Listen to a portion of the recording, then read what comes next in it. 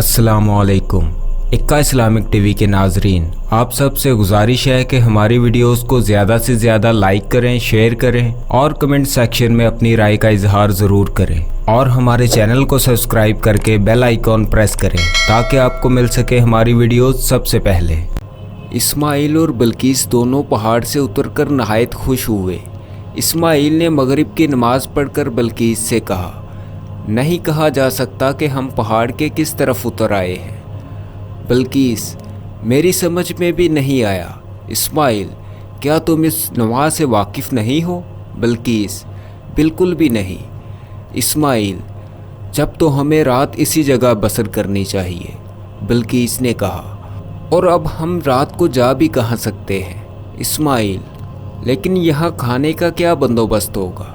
बल्कीस ने शौक़ी से मुस्कुराकर कहा, बहुत भूख लग रही है आपको? इस्माइल ने इसके रुखे रोशन की तरफ देखते हुए कहा, मैं अरब हूँ और एक हफ्ता तक भूखा प्यासा रह सकता हूँ। बल्कीस, मगर खाने की फ़िक्र? इस्माइल, तुम्हारी वजह से है। बल्कीस बेख्तियार हंस पड़ी। इसने कहा, आप मेरी फ़िक्र बिल्कुल ना करें। इस्माइल, तुम किस कदर हसीन हो। जब तुम हंसती हो तो तुम्हारा चेहरा बेहद दिलकश हो जाता है। बल्कीस के मसीहा सिफ्त लबों पर तबस्सुम खेर रहा था। इसने कहा, खूब बातें बनानी आती हैं आपको। इस्माइल, मैंने क्या बातें बनाई? बल्कीस, भूख का जिक्र करते करते क्या तज़किरा ले बैठे। इस्माइल, बल्कीस, खुदा की कसम मैं ये चाहता हूँ कि दुनिया भर की राहत और आराम तुम्हारे लिए मुहैया कर दूँ। नहीं जानता कि मेरी ये ख्वाहिश क्यों और किस वजह से है। बल्कीस ने इस्माइल की तरफ देखा। वो मोहब्बत भरी नज़रों से इसे सेमतन को देख रहे थे। वो शर्मा गई। इसने अपना सर झुका लिया। इस्माइल ने दरियाफ्त किया, तुम्हारी कहाँ जाने की तमन्ना है बल्कीस? बल्कीस ने सर झुकाए हुए कहा, जहाँ आप ले जाएं। इस्माइल ने मोहब्बत और हैरत भरी नज़रों से देखकर कहा, जहाँ मैं ले चलूँ? बल्कीस ने शर्मीली नज़रों से देखकर खफीफ तबस्सुम के साथ कहा, जी हाँ, जहाँ आप ले जाएं। इस्माइल, मैं तो ये चाहता था कि इस बेहिश्तज़ार पहाड़ पर तुम्हारे साथ रहता। बल्कीस, फिर क्यों उतर आए वहाँ से? इस्माइल, महज इस वजह से कि मैं जहाद करने आया हूँ और जब तक जंग का फ़ैसला ना हो जाए इस वक्त तक आराम नहीं कर सकता। बल्कीस ने कहा, क्या आप मैदान जंग में जाएंगे? इस्माइल, हाँ। बल्कीस, और मैं? इस्माइल ने कहा, अगर तुम पसंद करो तो इस्लामी लश्कर में मेरे साथ रहना। बल्कीस, मगर मैं चाहती हूँ कि आप लड़ने ना जाएं। इस्माइल, ये कैसे मुमकिन है बल्कीस? बल्कीस, क्यों मुमकिन क्यों नहीं है? इस्माइल, इसलिए कि खुदा नाखुश हो जाएगा। बल्कीस, तब मैं मना नहीं कर सकती। इस्माइल, रात ज़्यादा आती जा रही है, तुम्हारे आराम करने का बंदोबस्त कर दूँ। बल्कीस ने मुस्कुराकर कहा, मेरे लिए ही या अपने लिए भी? इस्माइल, मुझे अपने लिए क्या करना है? मैं तो संगलाख ज़मीन पर भी आराम से सो सकता हूँ। बल्कीस, और मैं? इस्माइल, तुम ऐसी नाजुक हो कि तुम्हें फूलों की सेज पर भी मुश्किल ही से नींद आएगी। बल्कीस, मगर मैं भी पत्थरों पर सो चुकी हूँ और इसलिए अब मुझे भी आदत हो गई है। इस्माइल, खैर कुछ ना कुछ तो कर ही दूँ, मगर मेरा दिल। बल्कीस, हाँ, आपका दिल क्या? इस्माइल ने शरारत से कहा, तुम्हारी खिदमत करने को चाहता है। बल्कीस, मेरी खिदमत को? बस माफ़ कीजिए, मैं तो खुद आपकी खिदमत करना चाहती हूँ। ये कहते ही वो शर्मा गई। इस्माइल ने मोहब्बत भरी नज़रों से देखकर कहा, मेरी खिदमत करने को? कैसा खूबसूरत ख्वाब है ये। बल्कीस, ख्वाब नहीं बल्कि हकीकत है। इस्माइल, जब तो मैं नहायत खुश नसीब हूँ। बल्कीस सर झुकाए बैठी रही। इस्माइल उठे और चश्मा से ज़रा फासले तक गए। उन्होंने एक नशेब में नहायत मुलायम और छोटी छोटी घास देखी। उन्होंने वहाँ रात बसर करना पसंद की और बल्कीस को भी वहाँ ले आए। वो इशा की नमाज़ पढ़कर सो गए। सुबह बेदार होते ही इस्माइल वज़ू करके सुबह की नमाज़ पढ़ने लगे।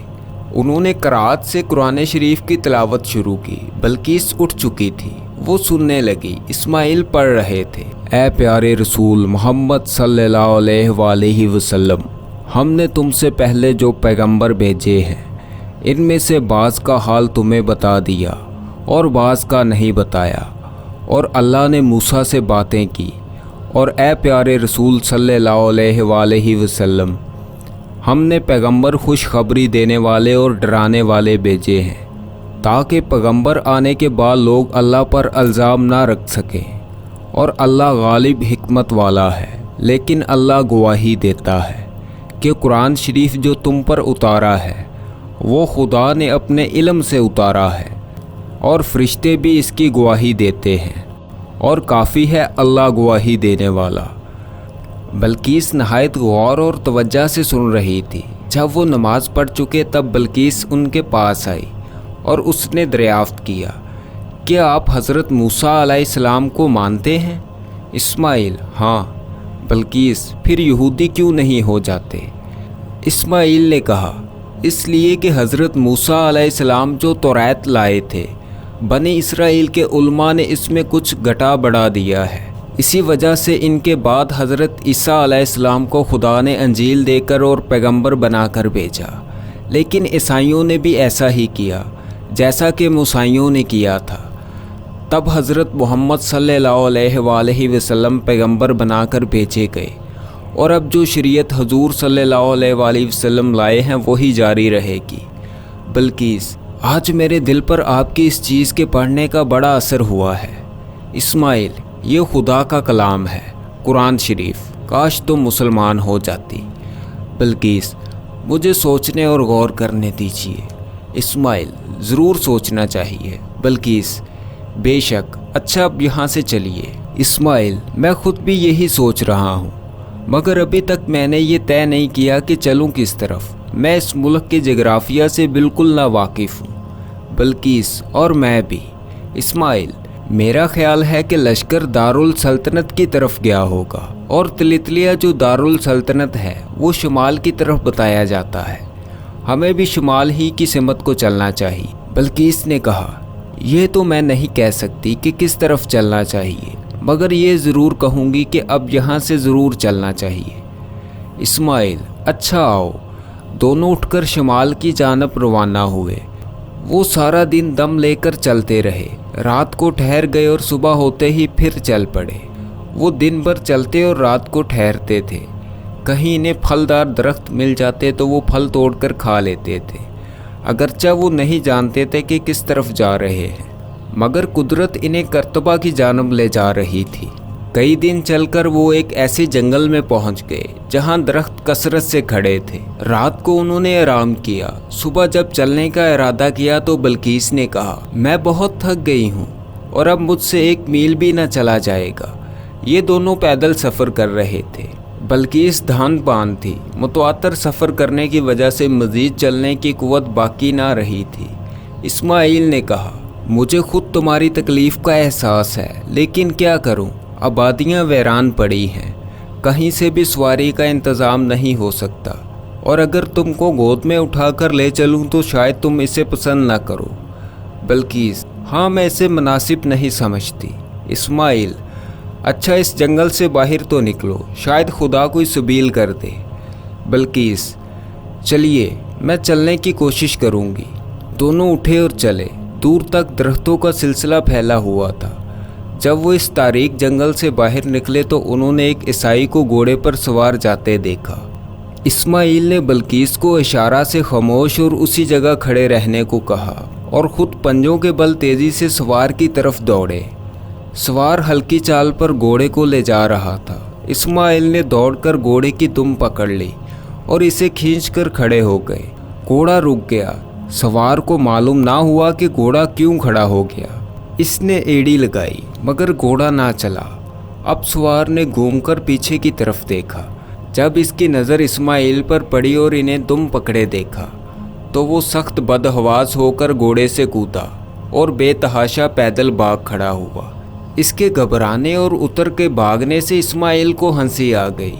انہوں نے گھوڑے کی باگ پکڑی اور اسے بلقیس کے پاس لے آئے۔ بلقیس ہنسے جا رہی تھی اور ہنستے ہنستے دوہری ہوتی جا رہی تھی۔ ہنسی روکتی تھی مگر نہ رکتی تھی۔ اس کا چہرہ سرخ ہو گیا تھا اور آنکھیں چمکنے لگی تھی۔ اسماعیل نے کہا: آج اس قدر ہنسی کیوں آ رہی ہے تم کو؟ بلقیس نے رک رک کر کہا: इस ईसाई ने खुदा जाने आपको क्या समझा, आपको देखते ही घोड़े से उतरकर भाग खड़ा हुआ।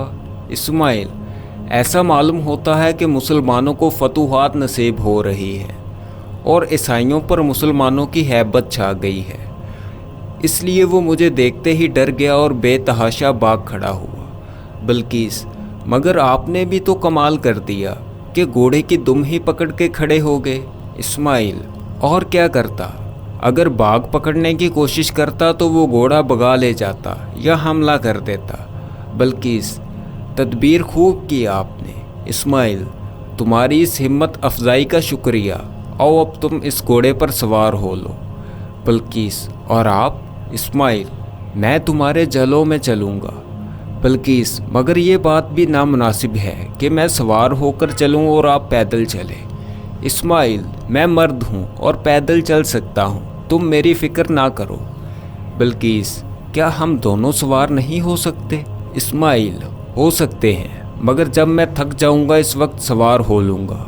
बल्किस, अच्छा तो मुझे सवार करा दीजिए। इस्माइल ने सहारा देकर बल्किस को सवार कराया और ये दोनों आहिस्ता आहिस्ता चल पड़े।